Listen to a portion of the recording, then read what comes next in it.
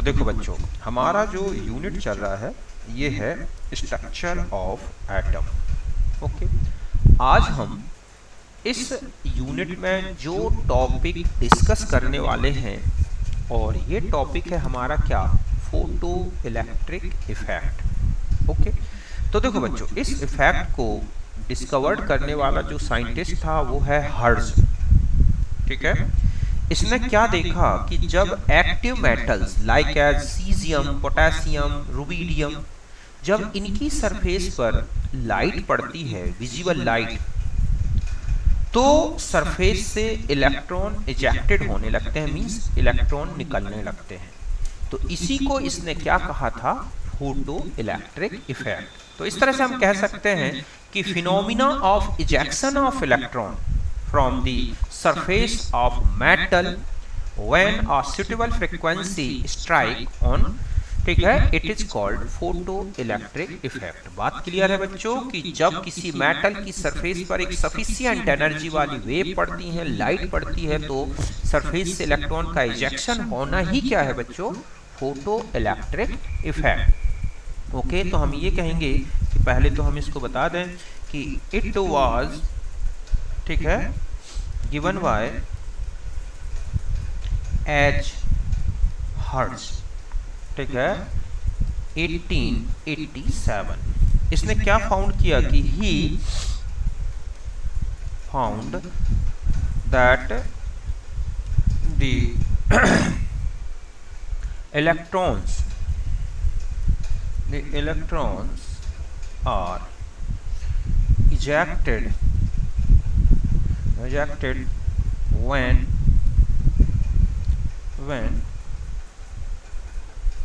a beam of light, समझ गए बच्चों, visible light, mainly visible light, समझ गए ना, beam of light strikes on metal surface. ये सी मेनली पोटेशियम है, रुबिडियम है, सीजियम।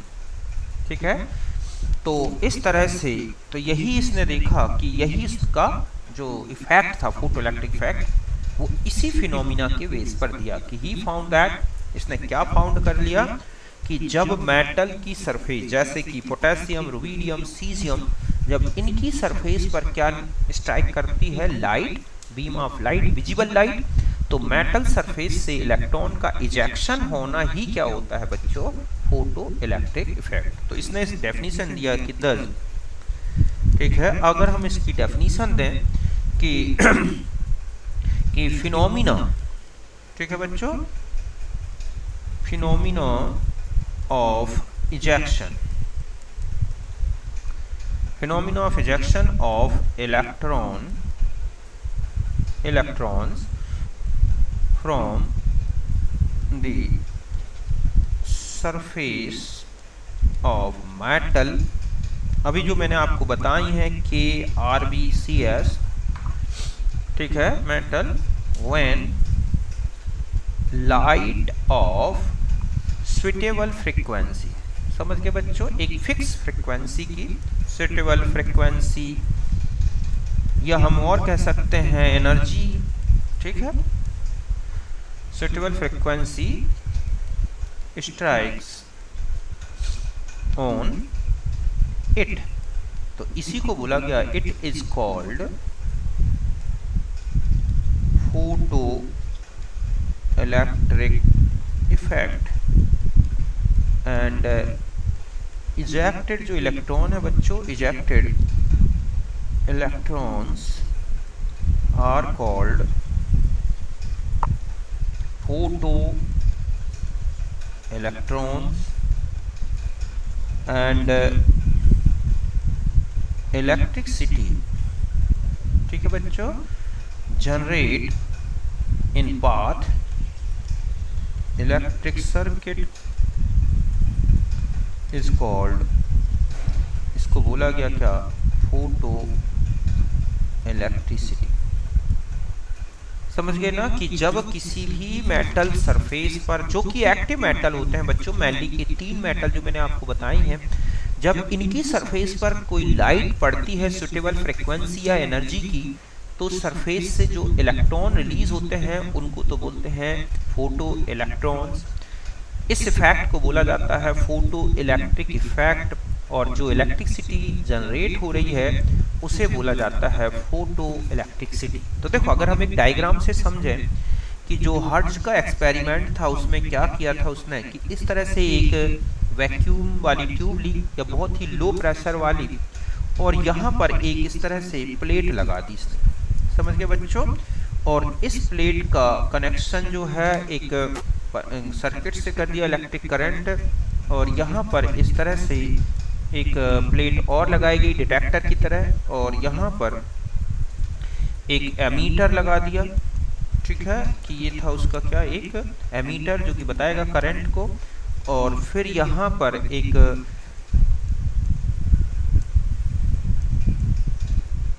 ये इलेक्ट्रिकल एनर्जी सोर्स था या बैटरी थी, समझ गए ना। तो इस तरह से देखा कि, और जब यहाँ से कोई लाइट इस तरह से आई और उसने देखा कि जब यहाँ पर इस तरह से स्ट्राइक हुई तो यहाँ से इलेक्ट्रॉन रिलीज हुए और यहाँ पहुँच गए। मीन्स ये प्लेट माइनस थी और ये क्या थी, प्लस। तो इस तरह से जो इलेक्ट्रॉन एजेक्टेड हुए इस प्लेट से, ये है, तो इन्हीं को बोला गया क्या बच्चों, फोटो इलेक्ट्रॉन। तो ये तो थी लाइट, समझ गए ना, कि जो स्ट्राइक कर रही थी सरफेस पर।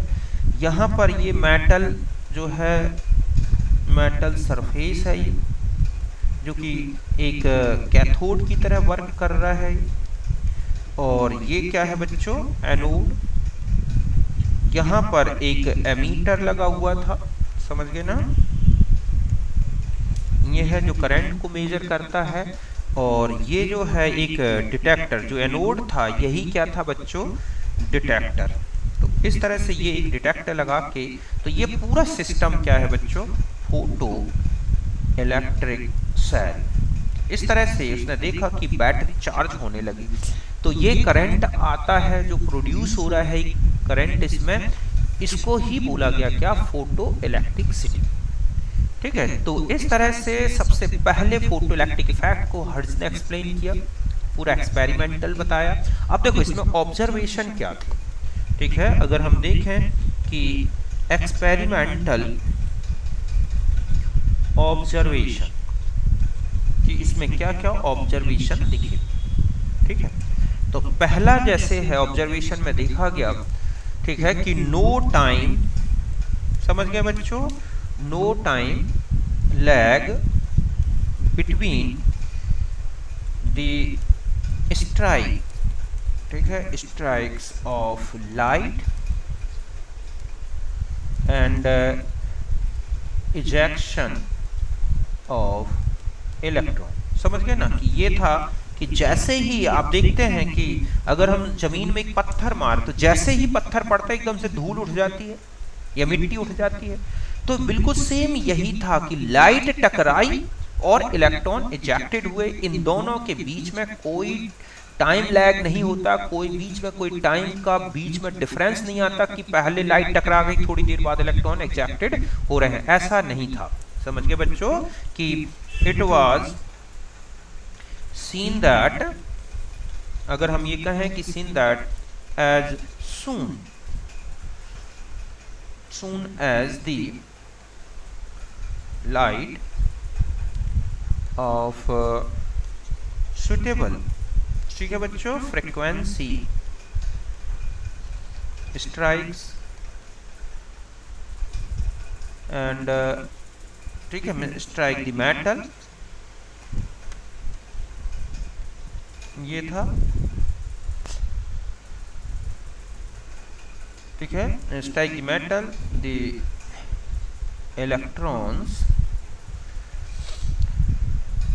are ejected, ठीक है, कि जैसे ही एक सरफेस पर क्या हुआ बच्चों, लाइट टकराई, as soon as, और उसी समय सरफेस से क्या निकल गए, बिल्कुल इलेक्ट्रॉन। इस तरह से no time lag between strikes of light and ejection of electron, ठीक है बच्चों। देखो दूसरा क्या है, दूसरा था कि अगर हम देखें कि एक है थ्रेशोल्ड फ्रीक्वेंसी, तो देखो क्या होता है बच्चों कि जो इलेक्ट्रॉन होते हैं, तो जो इलेक्ट्रॉन है वो टोटल फ्री तो होते नहीं है, वो किससे जुड़े होते हैं? एटम से। तो एटम के जो एटम में जुड़े हैं तो उसमें एक न्यूक्लियर अट्रैक्शन होगा। वो अट्रैक्शन जो है उसके इलेक्ट्रॉन को अगर निकाला जाए तो उस अट्रैक्शन के अगेंस्ट एनर्जी लगती है। उस एनर्जी को ही यहाँ क्या बोला गया है? थ्रेशोल्ड एनर्जी या फ्रीक्वेंसी। तो इलेक्ट्रॉन को जो एटम में बंधा हुआ है उसको क्या करें? निकालें। तो जितनी मिनिमम फ्रीक्वेंसी ऑफ लाइट जरूरी होती है उसे हम बोलते हैं क्या? Threshold frequency. जब तक इलेक्ट्रॉन को इतनी फ्रीक्वेंसी नहीं मिलेगी किसी प्रकार का फोटो इलेक्ट्रिक इफेक्ट प्रोड्यूस नहीं होता। तो हम ये पहले इसको तो डिफाइन कर लें कि इट इज, ठीक है, मिनिमम, ये थी, इट इज मिनिमम फ्रीक्वेंसी, ठीक है, it is minimum frequency of light. समझ गए बच्चों? Frequency of light needed to cause photo electric effect. समझ गए बच्चों कि ये वो फ्रीक्वेंसी है लाइट की जो फोटो इलेक्ट्रिक इफेक्ट को, ठीक है, प्रोड्यूस करने के लिए, मींस हम ये भी कह सकते हैं, मींस फ्रीक्वेंसी, ठीक है, required for ejection of electron from metal surface. समझ गए बच्चों कि ये वो एनर्जी है जो कि इलेक्ट्रॉन को मेटल सरफेस से निकालने के लिए जरूरी होती है, जिसके कारण क्या आता है बच्चों? ये कि ये क्या फोटो इलेक्ट्रिक इफेक्ट आता है। अगर हम ये कहें कि बिलो दिस फ्रीक्वेंसी, समझ गए बच्चों कि अगर इस फ्रीक्वेंसी से नीचे, अगर below this frequency photo electron can not be ejected, photo electron can not be ejected, इस तरह से। समझ गए ना कि ये वो फ्रीक्वेंसी है जो इलेक्ट्रॉन को मेटल से निकालने के लिए लाइट की जरूरी है। अगर ये फ्रीक्वेंसी नीचे है, ठीक है, कि अगर हम ये कहें कि below this frequency photo electron can not be ejected, किसी प्रकार से कोई इलेक्ट्रॉन इजेक्टेड नहीं होगा। इसीलिए जो भी लाइट पड़ रही है मिनिमम इतनी फ्रीक्वेंसी की तो होनी चाहिए। अगर इससे नीचे है तो किसी प्रकार का कोई इफेक्ट नहीं पड़ेगा। 10, ठीक है, फॉर फोटो इलेक्ट्रिक, ठीक है बच्चों, effect the frequency of incident light. समझ गए बच्चों? जो लाइट आ रही है, incident light, must be equal, must be, ठीक है, इक्वल और greater than threshold frequency for photo electric effect. ये ध्यान रखना है बच्चों कि फोटो इलेक्ट्रिक इफेक्ट तभी आएगा जब इंसिडेंट लाइट की जो फ्रीक्वेंसी है वो थ्रेशोल्ड फ्रीक्वेंसी के बराबर हो या उससे क्या हो बच्चों? ज्यादा हो, तभी ये क्या होगा? फोटो इलेक्ट्रिक इफेक्ट प्रोड्यूस होगा। ये बात ध्यान रखनी है अच्छी तरह से। 2 मिनट बच्चों, ठीक है। नेक्स्ट जो थर्ड पॉइंट में आते हैं जो और है, और वो है तीसरा है number of ejected electrons.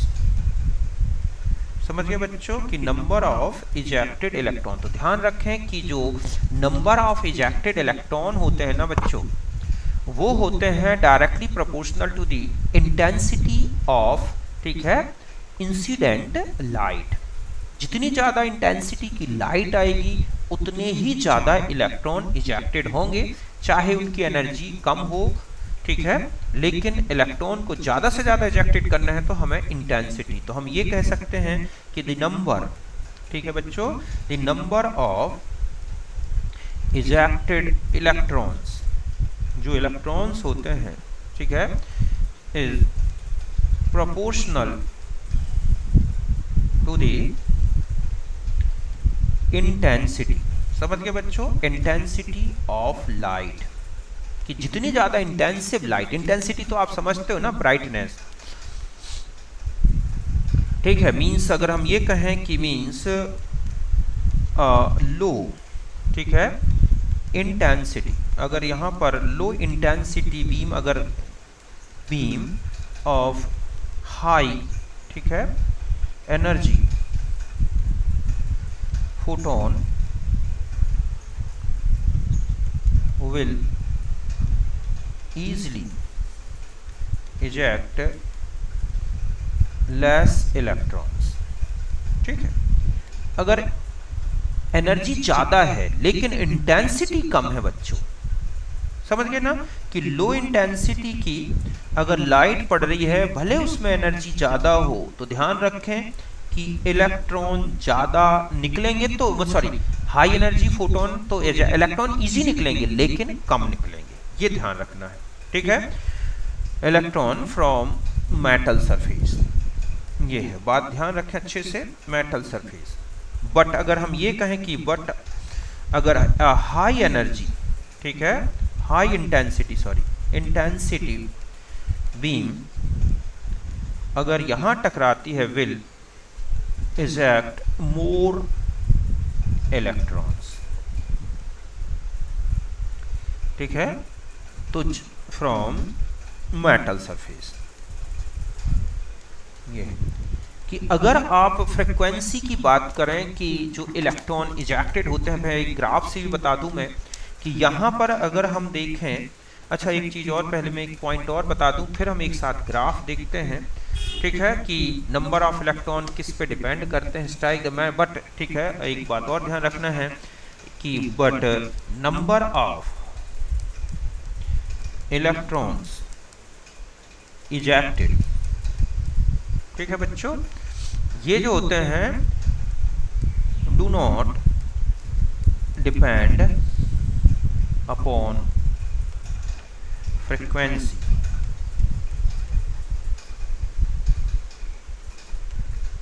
Electron, ठीक है, फ्रीक्वेंसी ऑफ लाइट, कि लाइट की फ्रीक्वेंसी पे डिपेंड नहीं करते, बल्कि आप देखोगे kinetic energy of electron, ejected electron, वो फ्रीक्वेंसी पे डिपेंड करेगा। मींस अगर हम एक पॉइंट और ले लें, फिर हम एक साथ ग्राफ लेके समझते हैं कि नेक्स्ट है काइनेटिक एनर्जी की बात की जाए, ठीक है बच्चों, kinetic energy of ejected electron, तो ये किस पे डिपेंड करता है, अभी हम इसका एक्सप्लेनेशन भी आएगा, आप देखोगे किस पे, जो फोटो इलेक्ट्रिक इक्वेशन दी गई है कि ये है, तो यहाँ पर जो काइनेटिक एनर्जी जो है बच्चों, काइनेटिक एनर्जी, ठीक है, एनर्जी ऑफ इजेक्टेड इलेक्ट्रॉन, जो इजेक्टेड इलेक्ट्रॉन्स होते हैं, ठीक है, ये जो है, या हम इसी को बोल सकते हैं क्या, फोटो इलेक्ट्रॉन्स, ये डिपेंड करती है बच्चों किस पर, depends upon the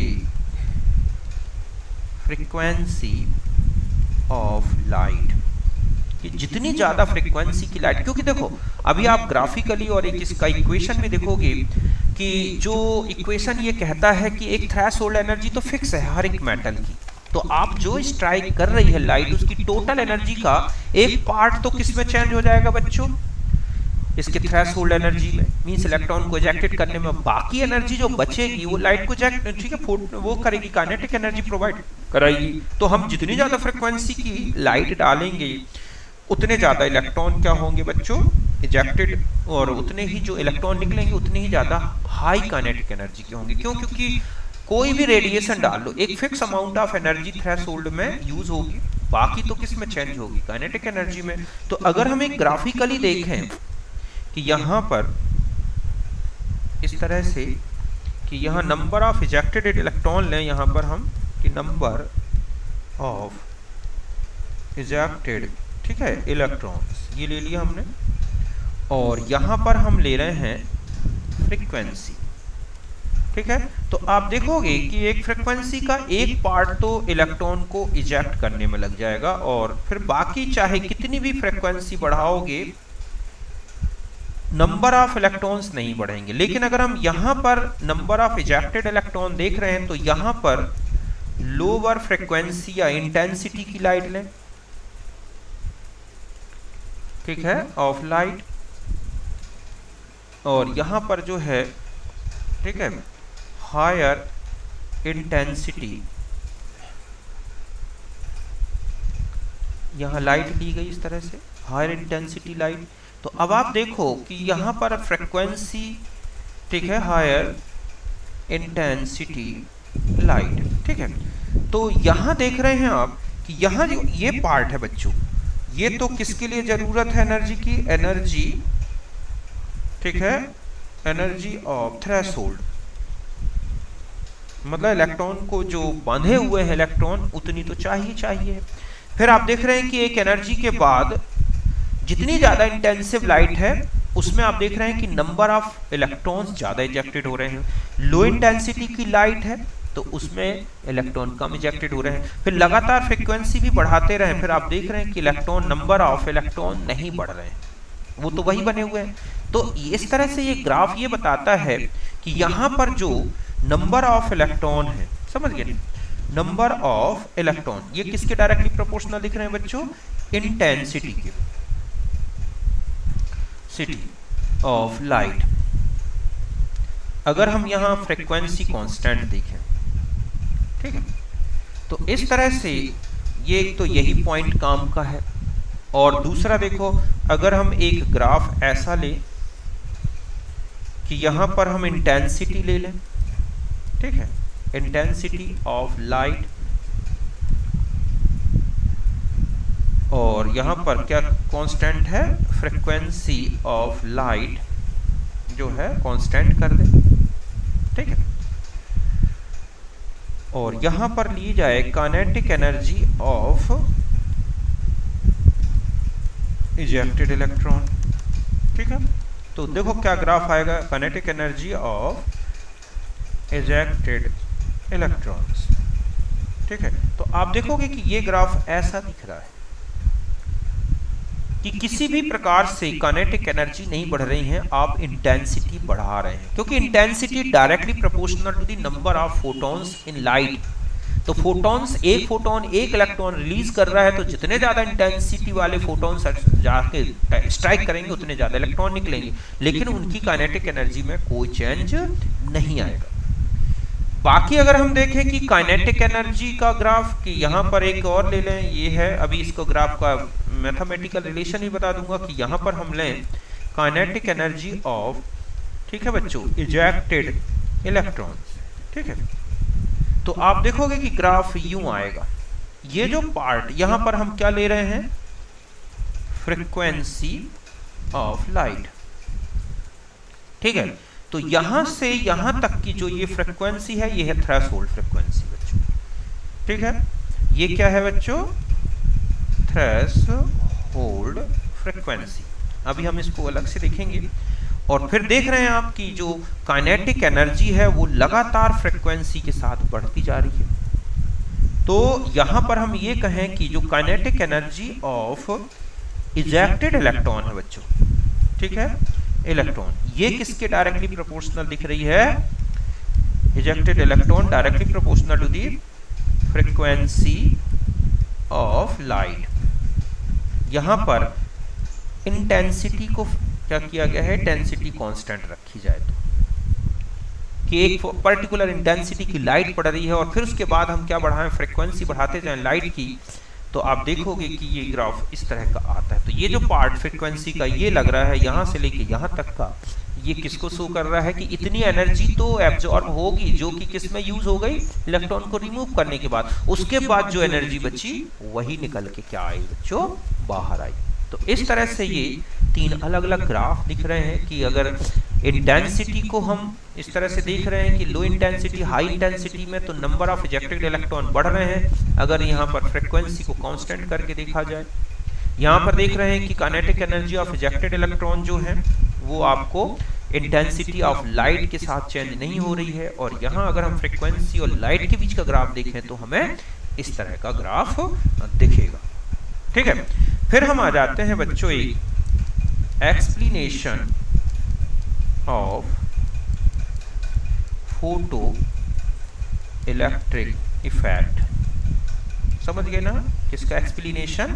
photo electric effect, और ये कहलाता है आइंस्टीन, ठीक है, फोटो इलेक्ट्रिक इक्वेशन। यहां पर आएगा फोटो इलेक्ट्रिक इक्वेशन के बारे में। तो जो आइंस्टीन था बच्चों, आइंस्टीन ने क्या किया था? आइंस्टीन, ठीक है, 1905 यूज्ड प्लांक क्वांटम, समझ गए ना, Planck quantum theory for explanation of photo electric effect. समझ गए ना कि फोटो इलेक्ट्रिक इफेक्ट को एक्सप्लेन करने के लिए सबसे पहले आइंस्टीन ने एक प्लांक क्वांटम थ्योरी का यूज किया था। इसने ये देखा कि जब एनर्जी विच इज, ठीक है, कि when photon with suitable energy strikes on the surface, ठीक है, सरफेस ऑफ मेटल, ठीक है, surface of metal, then energy जो होती है, एनर्जी ऑफ फोटोन, समझ गए बच्चों, फोटोन यूज्ड अप किसके लिए यूज हो गई? यूज्ड अप टू, ठीक है, प्रोसेस। पहला एक तो था कि ejection of electron from metal surface, समझ गए बच्चों। तो सम एनर्जी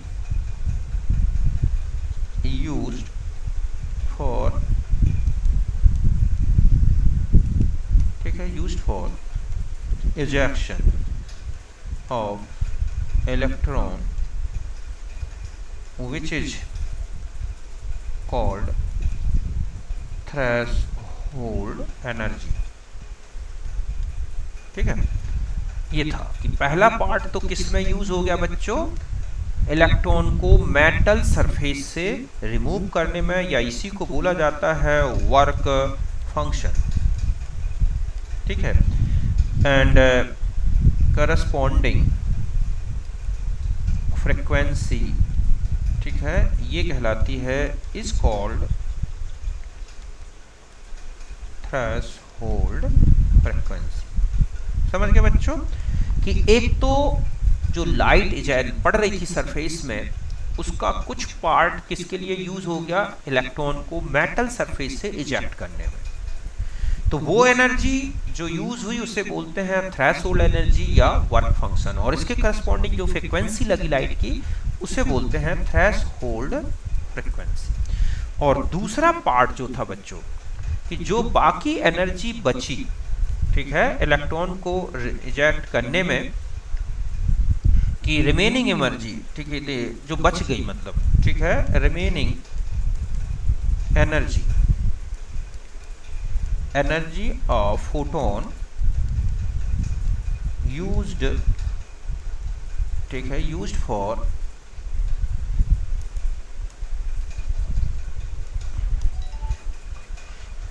ठीक है, remain used to eject electron with maximum kinetic energy, the remaining energy of photon used, ठीक है, as kinetic energy of ejected electron, ठीक है, हम इसे ke से रिप्रेजेंट करें।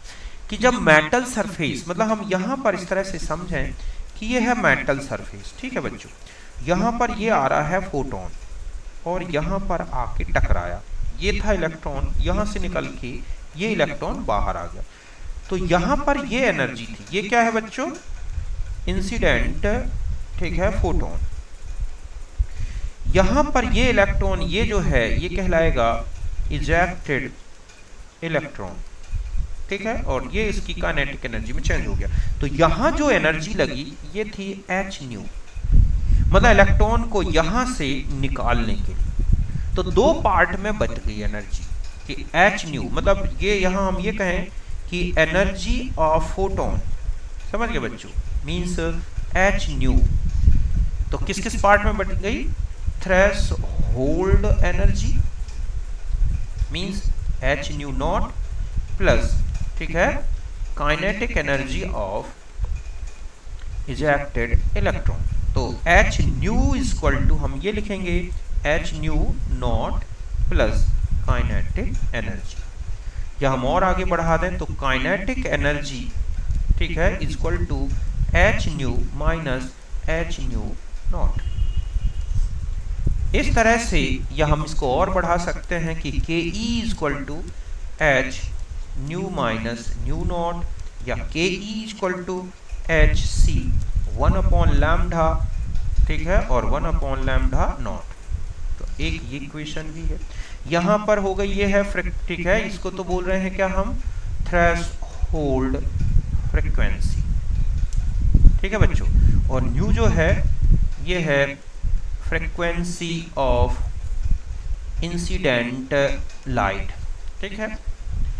एच यहाँ पर क्या है बच्चों, प्लांक कांस्टेंट, और लैम्डा जो है ये है वेवलेंथ, समझ गए बच्चों, वेवलेंथ ऑफ इंसिडेंट लाइट, और लैम्डा नॉट ये है थ्रेशोल्ड वेवलेंथ,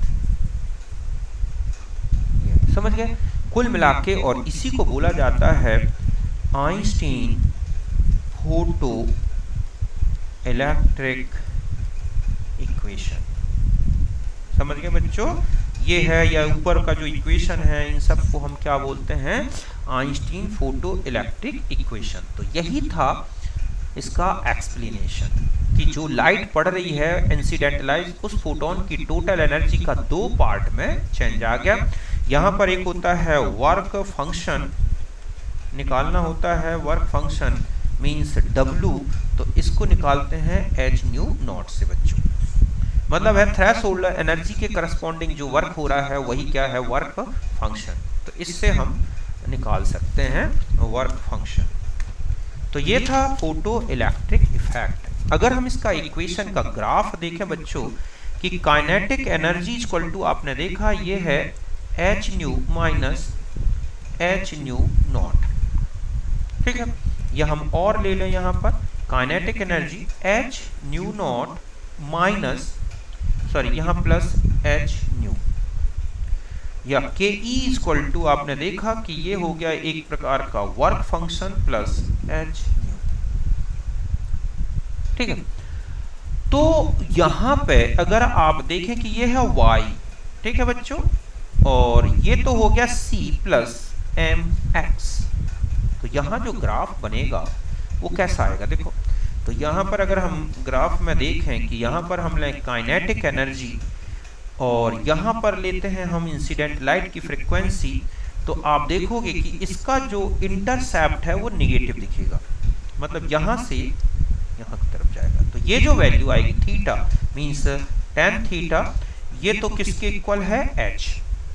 यहाँ पर ये जो यूज हो रही है ये क्या होगी बच्चों, थ्रेशोल्ड फ्रीक्वेंसी यूज हो रही है, और यहाँ से आप निकाल सकते हैं किसकी वैल्यू, W की, मतलब यहाँ minus W equal to minus h nu, तो W equal to h nu naught आ जाएगा।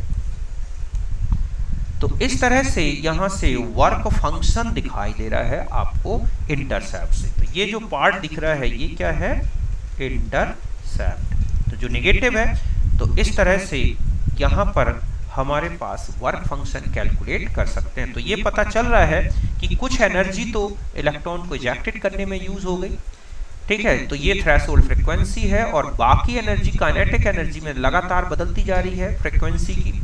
और इस तरह से इस इंटरसेप्ट जो ये है, सॉरी ये क्या है, इंटरसेप्ट नहीं, ये तो हो गया बच्चों, हाँ इंटरसेप्ट है ये।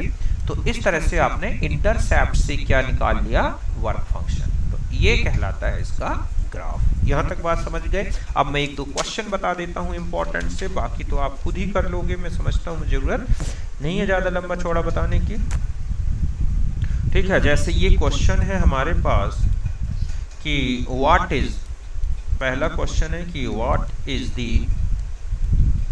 वर्क फंक्शन, ठीक है, W नॉट, बल्कि हम इसको W नॉट से रिप्रेजेंट कर दें। यहां पर मैंने W नॉट लिख दूं, यहां पर वर्क फंक्शन, ठीक है, ये है वर्क ऑफ द मेटल, ठीक है, whose threshold frequency ये है 5.2 into 10 to the power minus plus 40, ठीक है, कि आपको थ्रेशोल्ड फ्रीक्वेंसी दे रखी है और आपको कैलकुलेट करना है वर्क, ये है हर्ट्ज में, ठीक है। तो बस सीधा है कि W इक्वल टू आप लगाएंगे h न्यू नॉट, ठीक है, h 6.626 या 4 into 10 to the power minus 34, ठीक है, 6 था, 6 ये है, मैं सही लिख रहा था, 6 ये है 6 ये हो गया, और इनटू फ्रीक्वेंसी कितनी है दे रखी है बच्चों, 5.2 इंटू 10 टू द पावर 40, ठीक है, ये जूल सेकंड है, ये सेकंड इनवर्स है। तो आंसर जो आ जाएगा हमारा वर्क फंक्शन वो आ रहा है 3.44 इंटू 10 टू द पावर, ठीक है, माइनस 19 जूल। तो ये आ गया हमारा थ्रेशोल्ड एनर्जी, इलेक्ट्रॉन को रिमूव करने की एनर्जी, ठीक है। इस तरह से आपको कैलकुलेट करना है। एक और क्वेश्चन ले लेते हैं कि calculate kinetic energy of ejected electron, ठीक है बच्चों, हमें क्या निकालना है, kinetic energy of ejected electron if, ठीक है, फ्रीक्वेंसी दे रखी है, फ्रीक्वेंसी ऑफ इंसिडेंट लाइट, जो लाइट आ रही है सरफेस पे, और वो है 2 into 10 to the power 16 hertz, समझ गए बच्चों। एंड जो थ्रेशोल्ड फ्रीक्वेंसी है is 8.68 into 10 to the power 15 hertz. तो हमें कैलकुलेट करनी है काइनेटिक एनर्जी, ठीक है। तो यहां पर आपको फॉर्मूला क्या निकालना है, K E equal to h nu, ठीक है, माइनस एच न्यू नॉट। तो kinetic energy equal to h nu और न्यू नॉट, ठीक है बच्चों। अब यहां पर हम h की value 6.626 into 10 to the power minus 34 joule second. अब देखो ये फ्रीक्वेंसी आपको दे रखी है कि जो इलेक्ट्रॉन स्ट्राइक कर रहा है 2 into 10 to the power 16 minus 8.68 into 10 to the power 15। तो ये हमारे पास काइनेटिक एनर्जी आ रही है 7.5 into 10 to the power minus 18 joule. कितनी एनर्जी होगी एक इलेक्ट्रॉन की, एक मोल की पूछ ले तो मल्टीप्लाई कर दो, ठीक है, 1 मोल का मतलब अवोगाद्रो नंबर से, तो उसका भी वैल्यू आ जाएगी। तो ये है कुल मिला के। बाकी क्वेश्चन आप खुद देखें, न्यूमेरिकली बहुत अच्छे अच्छे क्वेश्चंस हैं इसमें। तो ये था हमारा इससे रिलेटेड मैटर आज बच्चों, फोटो इलेक्ट्रिक इफेक्ट के बारे में। आप अच्छी तरह से एक बार पढ़ोगे तो क्लियर हो जाएगा, कहीं कोई दिक्कत नहीं आएगी, ठीक है। तो मैं एंड करता हूँ अब।